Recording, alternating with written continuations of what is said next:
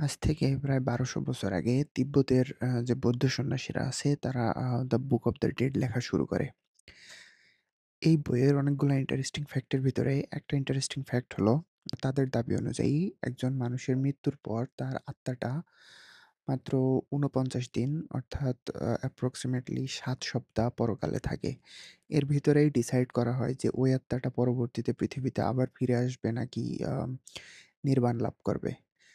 আ তো এটা ইন্টারেস্টিং কারণ হচ্ছে যে তারা আরো দাবি করে একটা বাচ্চা যখন মাতৃগর্ভে থাকে তখন ১ম ৪৯ দিনের মধ্যেই ওই বাচ্চার যে ভ্রূণ সেই ভ্রূণের মধ্যে এবার এই সংসার জীবনে ফিরে আসবে তাদের আত্মাটা প্রবেশ করে। তো আ মৃত্যুর পরবর্তী ৪৯ দিন পরকালে থাকা ও আম আ মানুষের আ মাতৃগর্ভে থাকা ভ্রূণের ভিতরে ৪৯ দিনের মধ্যে আত্মা ফিরে আসার ব্যাপারটা একটু ইন্টারেস্টিং।